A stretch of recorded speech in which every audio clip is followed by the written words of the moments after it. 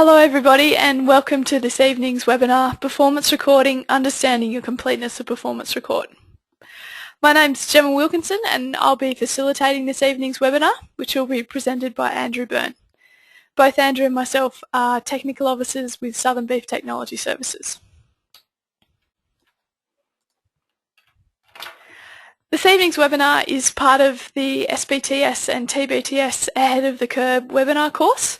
It's the third webinar in this series. If you've missed our first two webinars, you can go to the SBTS website and view them there. And you can also sign up for our fourth webinar, which will be held next Monday night on genomics, the current state of play for seed stock herds. The aim of the Ahead of the Curve webinar course was to make bull breeders aware of some of the latest tools that have become available. We definitely feel that the Completeness of Performance report fits in with that theme because it gives you a really good overview of your herd's performance recording over time. And tonight Andrew's going to run through with you how you can use that to improve both your performance recording and also get more accuracy from your EBVs. So what I'm going to do now is I'm going to hand over to Andrew to begin the webinar. Okay, wonderful. So welcome everybody and thank you for joining us. It's great to see some familiar names within the audience tonight, and I'm glad you've all managed to drag yourself away from the Royal Baby News to attend and discuss the Completeness of Performance tonight. So the webinar that we have this evening is planned to go through and discuss first mainly the Completeness of Performance product, but before we get to that, I'd like to go through and just discuss, I guess, the importance of recording complete performance information with breed plan and where that fits within your seed stock enterprise. We'll then go through and provide an overview of the Completeness of Performance product, describe how to interpret a Completeness of Performance report, and lastly, but probably most importantly, go through and discuss how a Completeness of Performance report can be used to increase EBV accuracy and the accuracy of the EBVs that are available on your animals. So, as Gemma said in her introduction, I'd really encourage you to ask questions as we go along, and we'll try and make sure no one goes home without any questions unanswered. So to begin tonight's presentation, I just want to spend a few moments just discussing what actually drives genetic improvement within a seed stock enterprise. So most of you that are out there running your seed stock enterprises will have an understanding of what influences whether you make genetic improvement and whether you're successful in your breeding program or not. But we can actually formalize those different factors into the following equation. And anybody who's done some genetics at university or whatnot may be familiar with this presentation. And what it really describes are the factors which influence the rate of genetic improvement which is achieved within a seed stock enterprise or a breeding program in general. And that's not limited to beef. It's any breeding program which we're running, this same equation will apply.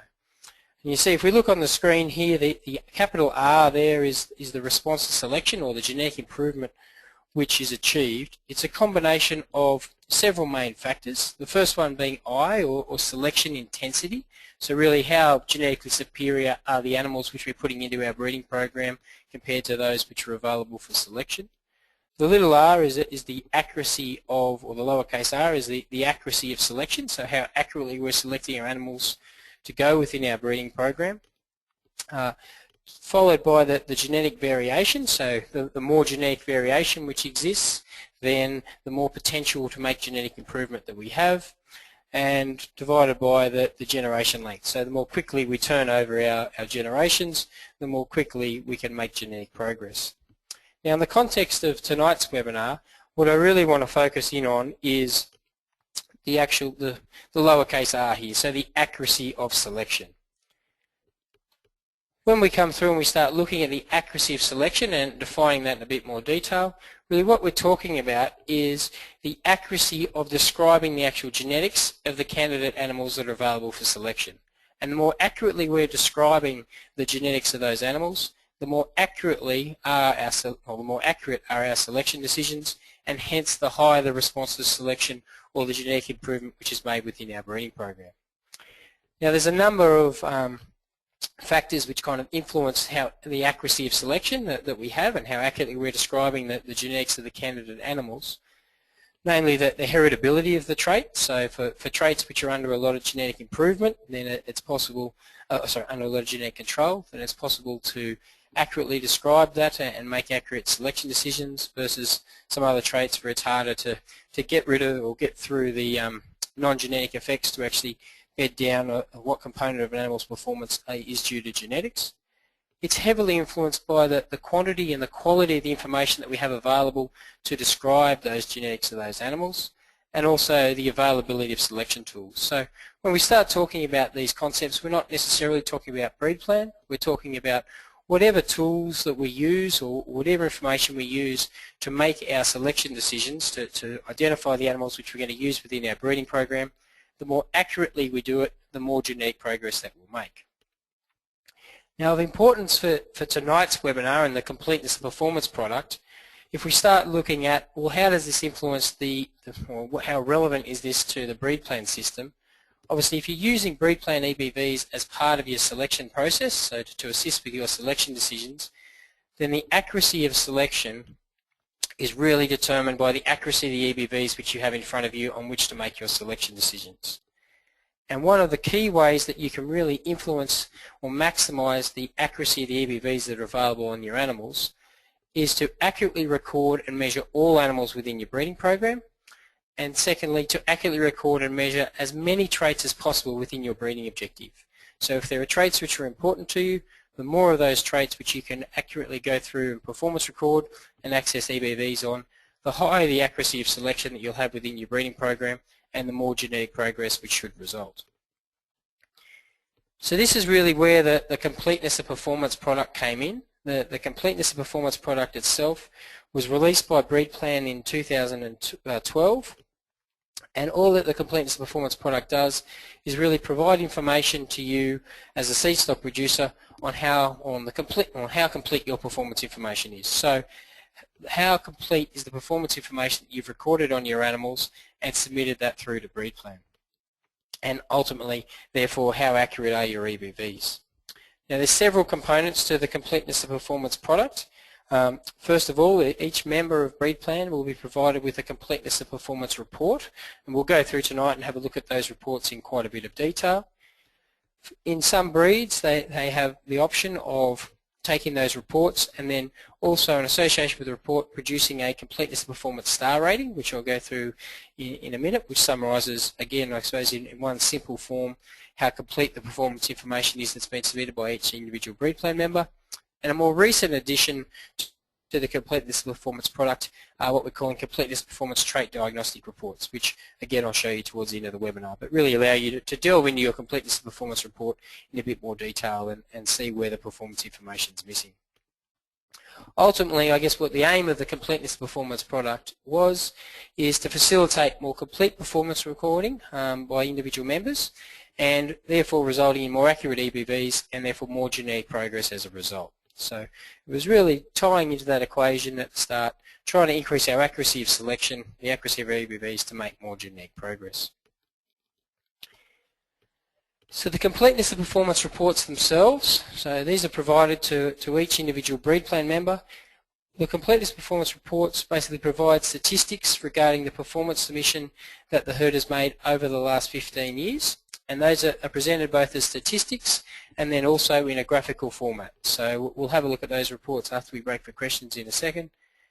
The reports themselves are standard across all breeds. So tonight we have a range of different attendees across a range of different breeds.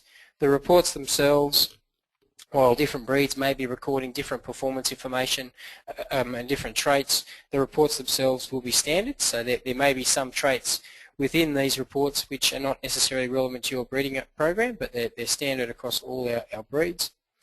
And really what the aim of the Completeness of Performance reports are is to provide each individual member of Breed Plan with an opportunity to firstly go through and double check that the information they've recorded with Breed Plan actually matches what they think they've submitted. And in a lot of cases in the past we've seen people where they think the information's gone into Breed Plan and in actual fact it hasn't. So this is a great opportunity using these reports to go through and actually double check that what you think has gone into the system has. It's also an opportunity to, I guess, check any information which you might have recorded at home that you haven't actually, or remembered to submit to breed plan. So it's a good idea to identify any performance information that you have collected but hasn't been submitted. And lastly, I suppose it's also an opportunity to go through and identify areas in which you're not currently collecting performance information that you may be aware of and have made a conscious decision not to, or in a lot of cases that you're not aware that you could actually record performance information in that area. The completeness of performance reports and how you access them. At the moment, all the reports are made electronically, so they're not sent out in the mail to you as standard. Some breeds have opted to print those off and send them out, but generally the reports are made available basically via the breed plan website via the download files area, so in the same area in which many people access their breed plan reports, their standard EBV reports, and also their EBV files for loading into their herd recording programs like Herdmaster. They're exactly the same spot, so to access that file download area you need to have a username and a password. There is, in terms of when those reports are made available, it does differ depending on your breed society. For breed societies which have upgraded to the new ILR2 database or pedigree and performance software run by the breed society, and the breeds are listed there on the screen, those reports will be updated once annually, so they'll be updated in the July analysis each year. And all the breeds on ILR2 will be running a monthly group analysis, so as part of your July group breed plan analysis the reports will be updated. And then throughout the year, every time you submit performance information, at the end of that month you'll not only receive an updated breed plan report, but also there'll be an updated completeness of performance report that summarises that submission. So we'll go through and say how to use these, but really a good indication of how to use these reports will be once you've submitted performance information at the end of every month, just check your completeness performance report to see the performance you think you've submitted has actually gone into the breed plan system. For breed societies that are not operating on ILR2, that are still on the ILR1 pedigree and performance software, and again those breeds are listed on the screen. The reports again will be updated once annually in July, but then in contrast to the ILR2 breeds, rather than be updated each month, they'll just be updated for all members at each time a group breed plan analysis is run. So a lot of those breeds, they're only running one group breed plan analysis a year, so the reports will be updated at that stage. For other breeds that are running multiple group runs a year, then they'd be updated at each one. I should say, if we just look at that list of breeds on the list, the Shorthorn, Simmental and South Devon breeds, I believe, are scheduled to go over to the new ILR2 system in the coming months. So that is, there'll be a change in how these reports are made available. For breed societies that are members of SBTS and TBTS, such as Charbray and Senepal, that aren't actually running a group breed plan analysis, the reports aren't made available routinely, but basically can be produced for you on request. So if there's any Charbray or Senepal members out there listening, then certainly if you're after a report like this, then get in touch with probably Paul Williams in Rockhampton, and he can produce a report for you. In addition to the report, as I mentioned, the next component is the completeness of performance star rating. Now this is not implemented in all breeds, it's at the discretion of the breed society. Basically, the completeness of performance star rating looks at and assesses how complete the performance information that has been submitted by each individual breed plan member, and produces for that breed plan member a star rating out of 5. So you can see there we have the different logos on the screen. Our 5-star or gold standard in terms of completeness of performance herds would get that logo, down to a 4-star or a silver standard, 3-star or bronze standard, and then 2-star and a 1-star. There's also half-stars available, so we have 10 different potential ratings for each individual herds. The star ratings themselves are displayed in the herd reports, so I'll show you shortly when we look at a herd report how you can access a star rating for your herd and understand what that is. And again, for other breeds which have opted to implement this component, they'll also be displayed on the internet solutions. So by that I mean the online database for the breed societies, where you can go in and search for animals, search for EBVs and search for members. The actual star rating for each herd is available through the member inquiry screen. So when somebody goes and has a look at a particular herd, their star rating will be displayed. and you also have the ability to limit animal and EBV searches based on members' different star ratings. The star rating itself is calculated based on the performance submission over a 5-year period. So in the current period now, that's the average or the performance submission which has been calculated on the 2007 to 2011 drop calves. So it is over a 5-year period to try and reward long-term performance recording. And basically the star rating is based on the proportion of calves which each individual member has recorded with the Breed Society that have been recorded for each trait. And that's calculated first of all as a score out of 200 and then converted into a rating out of 5. There is a different calculation used in the different breeds. Basically there's a different calculation depending on the different traits which are available with EBVs in that breed, or in some breeds just the traits which are being recorded in preparation for an EBV. So if there's an EBV that's not available in your particular breed, then that won't be included in the calculation of the completeness of the performance star rating. But in other breeds where there's more traits with EBVs, then those additional traits would all go into the calculation of the star rating. The star rating, I guess the purpose of the star rating, it's not trying to, and I want to stress this, it's not trying to replace the accuracy of the EBVs. Each EBV on animals is still produced obviously with an accuracy level which gives you an indication of the reliability of that individual EBV, and that's certainly still the best indication of how accurate each EBV is. But the star rating itself was introduced to, I guess, first of all, try and provide in some additional incentive for herds to collect more performance information across additional traits. It was also important to go through and actually acknowledge the herds who are recording complete performance information. So there's a wide range of performance information which is collected, from some members of breed plan collecting a bare minimum to those that are collecting quite a comprehensive range of information. This was one way that we could try and quantify that, or breed plan could try and quantify that and actually give members a way of identifying that they are recording complete information with breed plan. And I guess also when people are looking at sourcing animals from different herds that they may not be all that familiar with their performance recording practices, if they're interested in using the EBVs, then it enables as part of the selection decisions, then it enables you to go through and just see how complete the performance information is that's been collected by that individual herd. So Gemma, that might just be a good time just to break for questions before we go in and have a look at the individual completeness performance reports. Okay, just to start us off, one question is, if, say, a breeder goes through their completeness of performance report and they see that, say, their 2009 drop calves don't have 400-day weights that have been submitted, if they submit that back data, will their star rating change?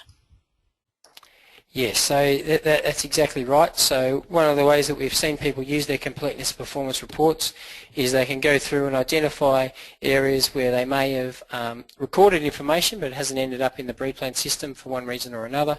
Certainly if you then go and submit that information after the event, then that will be reflected in your completeness performance reports next time they're updated, and then also be considered in the calculation of the star rating. So each time that the reports are run, that star rating is recalculated and will reflect any additional performance information which has gone into the system. Okay, thank you, Andrew. Okay, is that all the questions we've got for now, Gemma? Yes, that's all the questions we've got for now. Okay, well we might move on to the next part of the presentation then. The next part of the presentation, I really want to just go through and show you what a completeness performance report looks like. So the completeness performance report, as we said, is to basically provide the statistics regarding the performance submission which has occurred in each individual herd over the past 15 years, and that's displayed in both as statistics and also graphically. The reports themselves have several different sections relating to the different performance information which can be collected.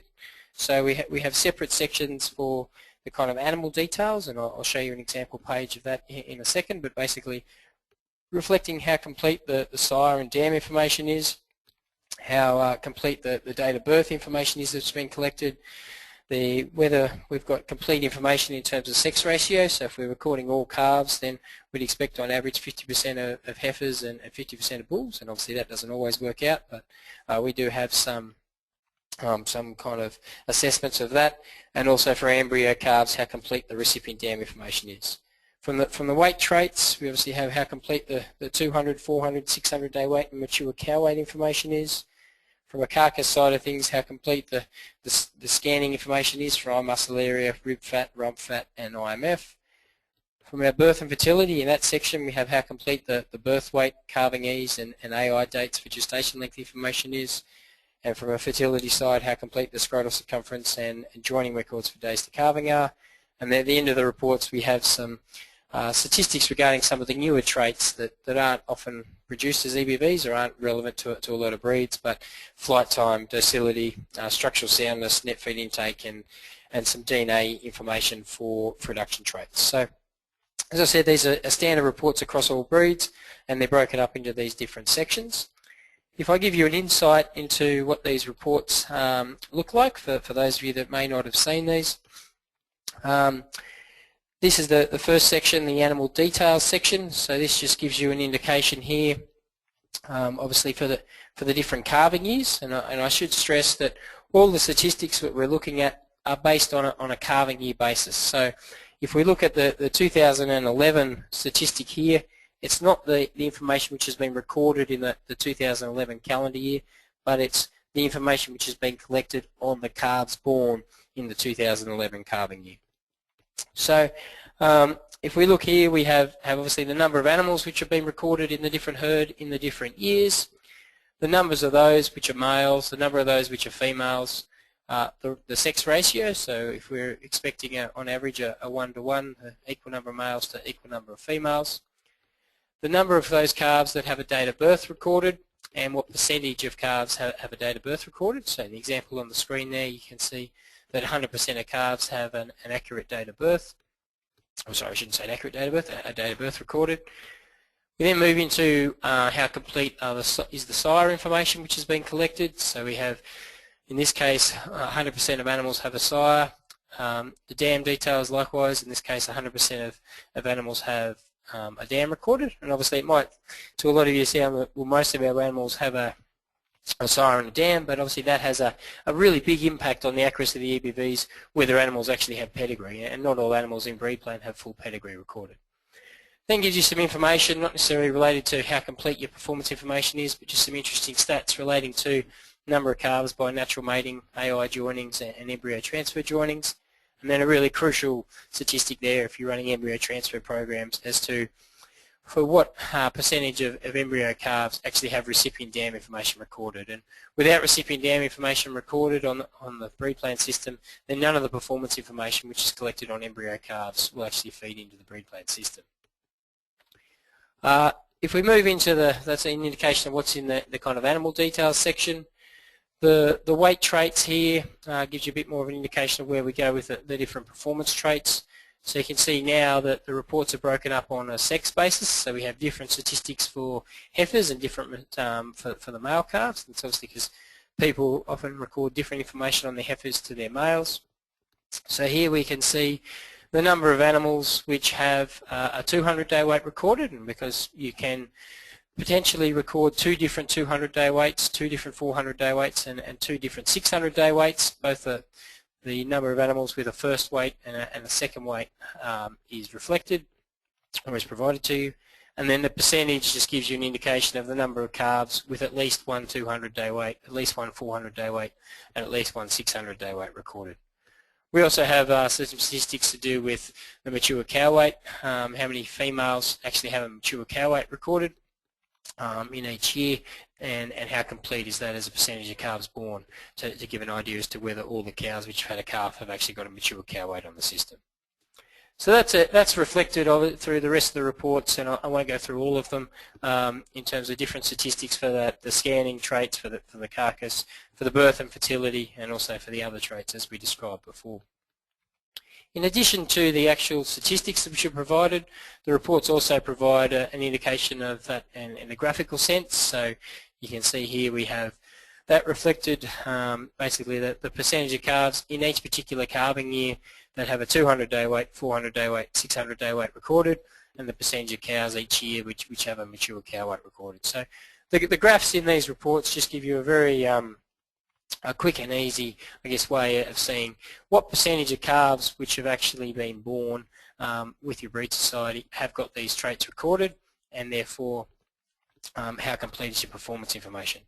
One thing I should stress is all of these statistics are expressed as the percentage of animals which have a weight taken, say in the case of 200-day weight, of calves born. So it's not necessarily calves which still remain in your breeding program. If, say, by 600 days there's a number of animals which have either been sold or culled for different reasons, that will be coming through with a lower percentage, given that we have incomplete information. While you've made selection decisions and got rid of those animals out of your breeding program, which is exactly what we would expect, then we are actually, from a breed plan perspective, losing performance information compared to what was possible if all those animals have been retained, and therefore the accuracy of the EBVs will be lower, and so that's reflected in a lower completeness of performance kind of percentage rating here.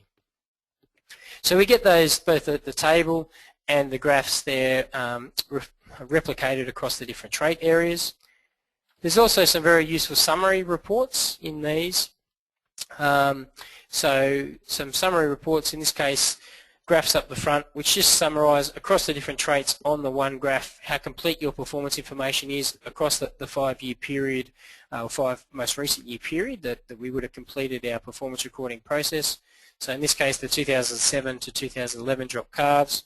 So we can see across the different traits, it just gives us a nice summary of how complete the performance information is across the different traits. And then that's broken down below for the males and the females. So we can see if we're recording any different information in the females and all the males.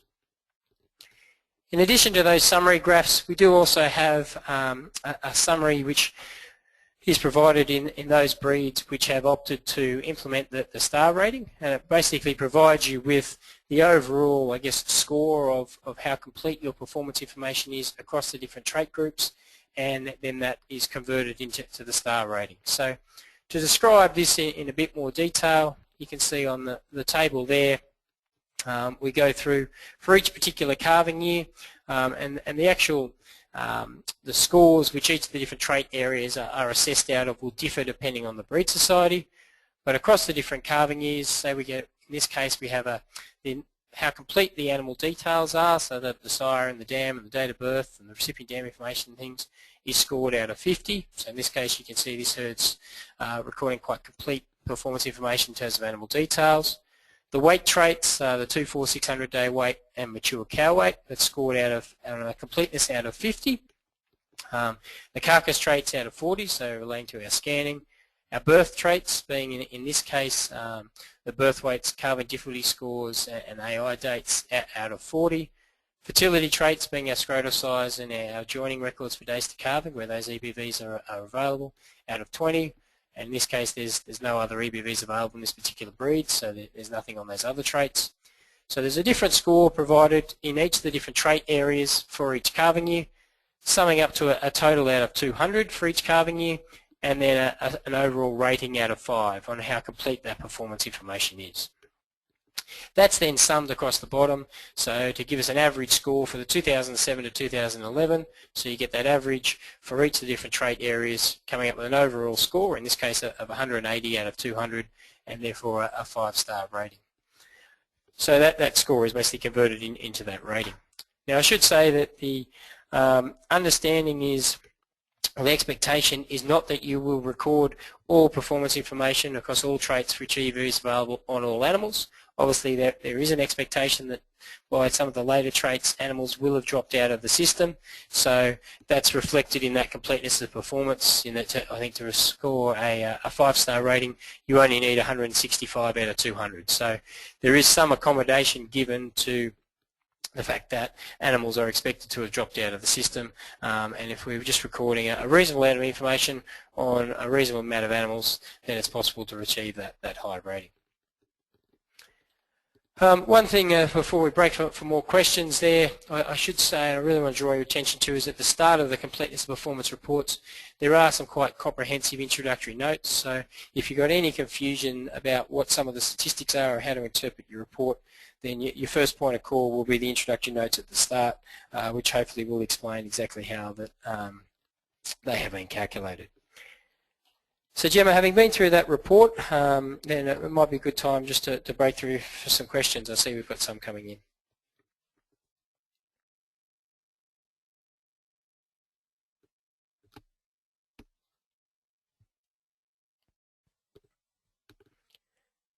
Sorry, Gemma, are you there?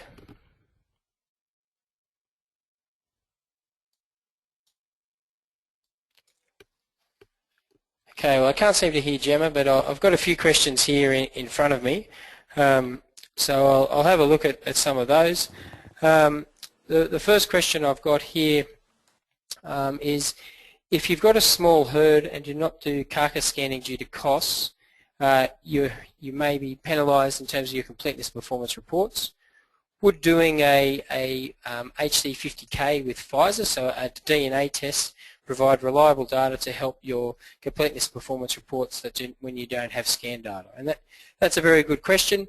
I guess at the moment there is no weighting given to the actual DNA information that's going into the calculation of the star rating.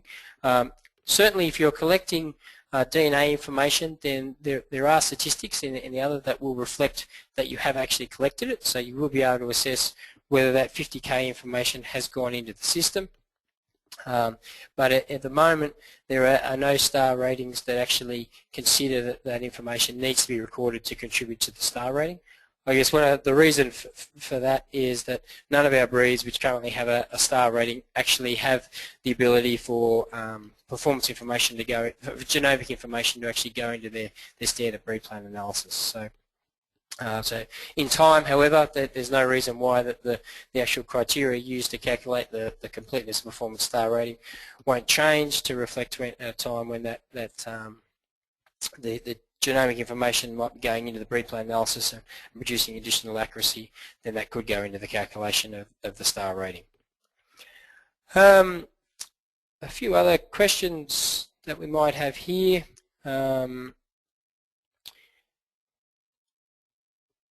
Just coming down here, I noticed my completeness performance report shows missing gaps in carbon difficulty scores and AI dates. How do I go about identifying and submitting these missing records to breed plan? Well, that's actually a very good leading question to the next section, which I'll go through and go through that process in a bit of detail. Next question we might have here is, does collecting two 200-day weights actually increase the completeness, and does breed plan use them both? So I'll answer the latter part of that first.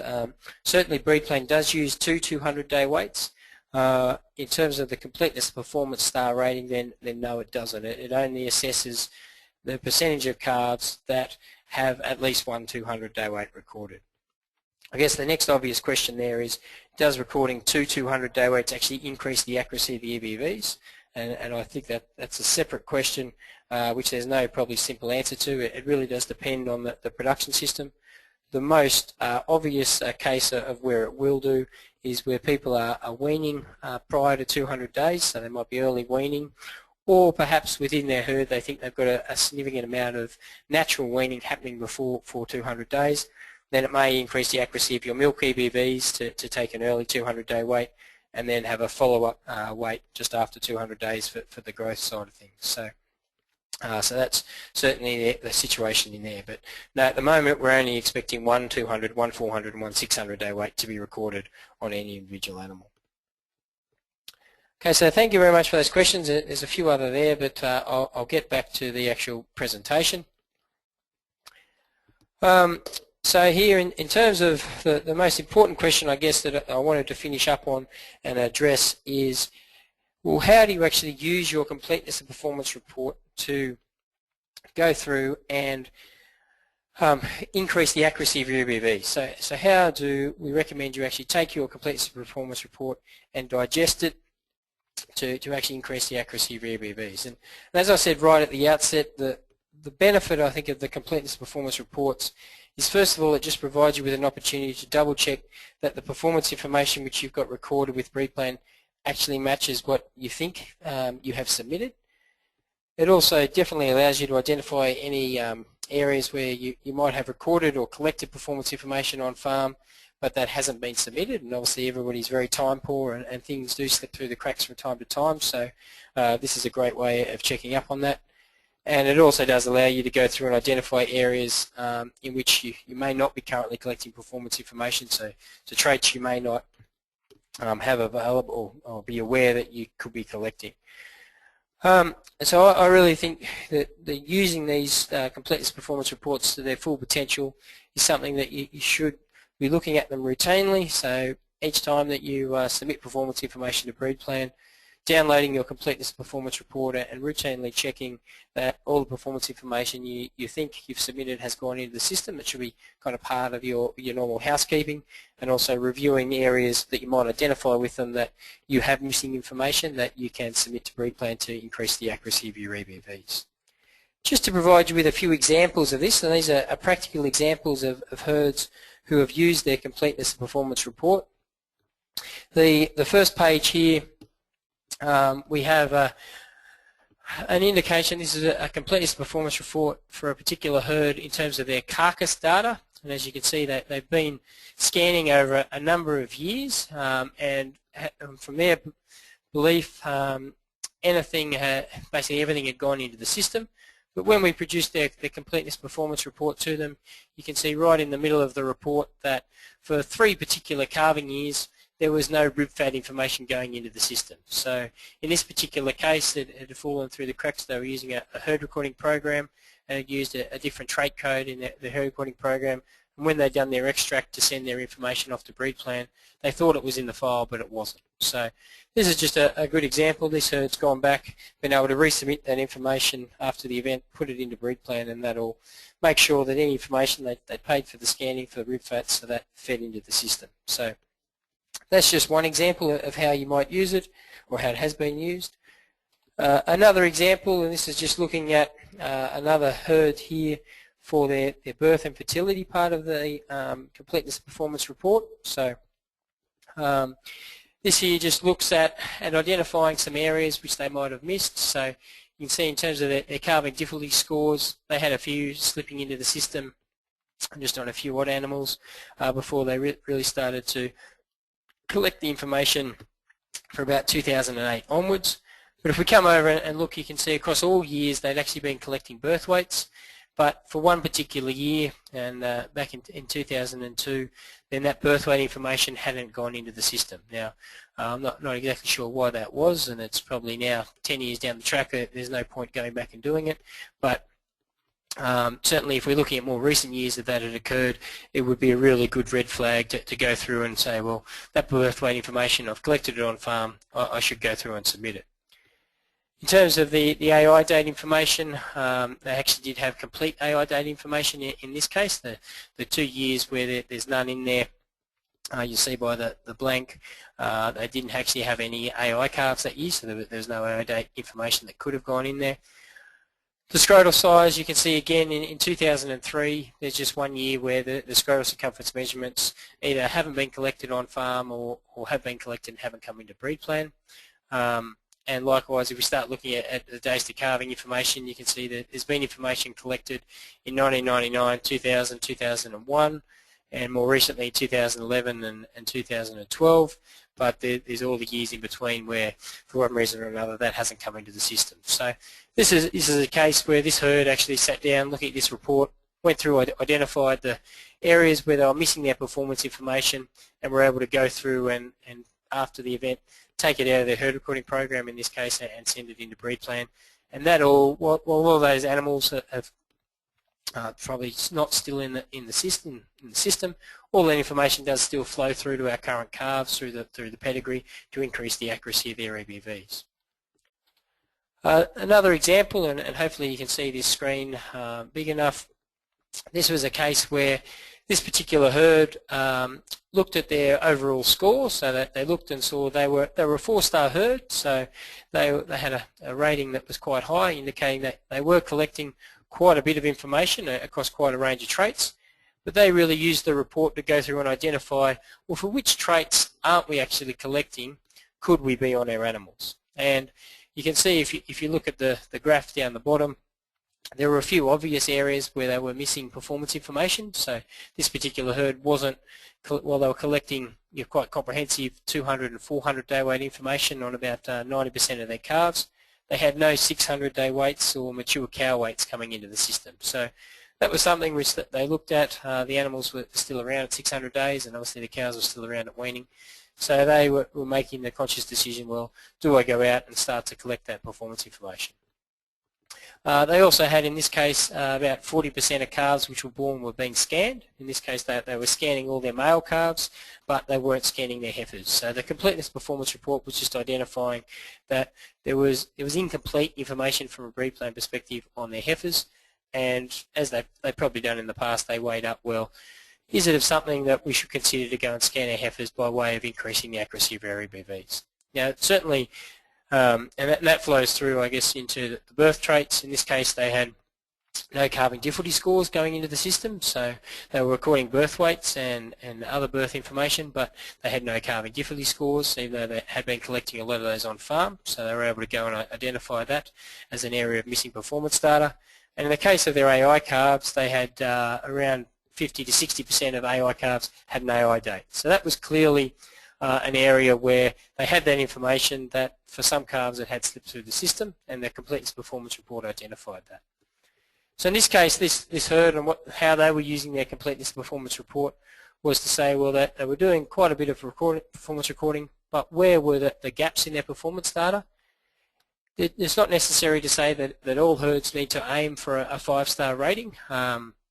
Certainly in this case, the herd was going through, they were the gaps, and they were assessing, well, what do I think the cost is of going and collecting that information versus the benefit, and like many of your decisions you make within your seed-stock enterprise, doing a cost-benefit type analysis. So it's not necessary, I guess, the target for all herds to be a 5-star herd, but this here really just does go through and allow you to identify where the gaps in the performance information are, and you may well be very comfortable with those.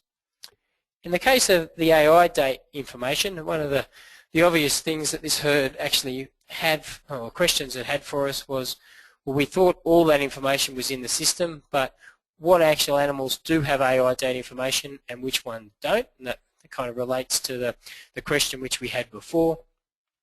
And this is where we now have what they're calling these trait diagnostic reports to assist you with that. So if you went into the report and actually identified, well, there was only 70% or 50% of calves of AI calves that actually had an AI date, we now have this trait diagnostic report, which really just enables you to get complete details of the performance information that has been recorded behind the statistics that are reported in your Completeness Performance reports, and by way of that to determine exactly which animals have performance information recorded, or more importantly for which animals are missing that performance information, so you can go and see whether you've got it and send that into the system.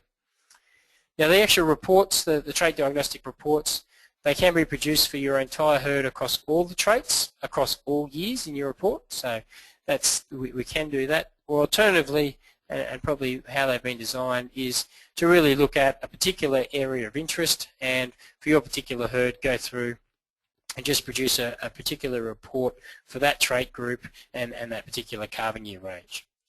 I should say from the outset, these trait diagnostic reports are only available for the breed societies that are are using the ILR2 database software, so they haven't been developed in the ILR1 one. An indication of what those reports look like. So this is just for a particular herd had a trait diagnostic report run for their 2011 male calves, and there were 37 calves. And you can see that the report at the back there just summarises the 200-day weights that have been collected on those animals. So they're all there, and I've blanked out the actual, obviously, idents of those animals, as this is a real report. But you can see for each of the calves, we can see that the sex, the date of birth, the date the 200-day weight was taken, and the observation and the management group that it was in. the 400-day weights, and you can see there's a few gaps there of animals which had either been weighed and the weight hadn't got in the system or had dropped out of the system by that stage. Likewise, the front report just summarises the completeness of their scanning information. So in this case, there were 25 out of 37 males born that had scan information, and that displays the scanning information for those animals, and likewise the animals which were missing the scanning information. So the trait diagnostic reports are really just designed to go through and enable you to get behind the statistics a little bit and really better identify where that performance information is missing. I should say that those completeness of diagnostic reports they are basically all just available on request. So the way to go about them, if you've got particular animals or traits that you want to get that trait diagnostic report on, then you need to contact the staff at BreedPlan or contact staff at SBTS and TBTS, and that report can be produced and sent out to you. So that's really where I want to pull up the presentation tonight. Just before we break for questions, just some take-home messages out of this presentation that I hope you take away with you. First of all, and it came right back to the stuff we just started off discussing, really the accuracy of selection is one of the key influences on the rate of genetic improvement which is achieved in the seed stock enterprise. And one of the key ways you can increase your accuracy of selection is by collecting comprehensive and complete performance information with BreedPlan by way of increasing the accuracy of your EBVs. The completeness performance reports and the associated star rating are now produced for each individual member of BreedPlan and are available from the file download area. And more importantly, probably the BreedPlan members now have the option of routinely reviewing their completeness performance report to identifying areas where their information is incomplete, and therefore they have the option of submitting that information and increasing the accuracy of their EBVs. So I'll leave the questions there, the presentation there, and we might break for some final questions and see if Gemma's back with us. Hello, can you hear me? Andrew? Yes, you're back with us, Jen. I'm back. Good, thank you. Yes, we have a few different questions. Firstly, why has the star rating been based on an average of 5 years as opposed to, say, 3 years, which would allow the score to change more quickly as recording improves? Yeah, it's a very good question, and it's something which was given quite a lot of thought and discussion. There are arguments certainly both ways, and 3 years was put up. Really, I suppose why the 5-star was favoured is the 5 years was favoured is to reward those herds who have been submitting performance across a longer period of time, and also to try and accommodate times where, due to season or droughts or those type of things, say in individual herds, even though there might be quite a comprehensive performance recorder, have had to send animals away on adjustment or into areas where it's not possible to collect that performance information, so just due to practicalities. So that their star rating doesn't jump around from year to year, and it makes it a little bit more robust to accommodate those type of things, then it went out to a 5-year period. So certainly 3 years is something which is a possibility, but it was decided to go with the 5 years just to give it a bit more robust and to reward those herds who've been doing a good job over quite a longer period of time. One thing I should say, however, is if you're just joining BreedPlan, so you've just come into the stud game, just started to record animals, it won't actually penalise you, so it'll look at, if you've got no calves in particular years, you're born in those years, you won't be penalised. It'll just look at, say if you only had calves born in 2011, then it will just calculate your star rating based on that one particular calving year where you do have calves born.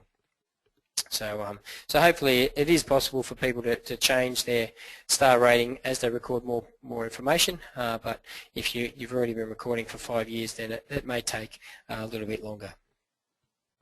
Okay, thank you, Andrew.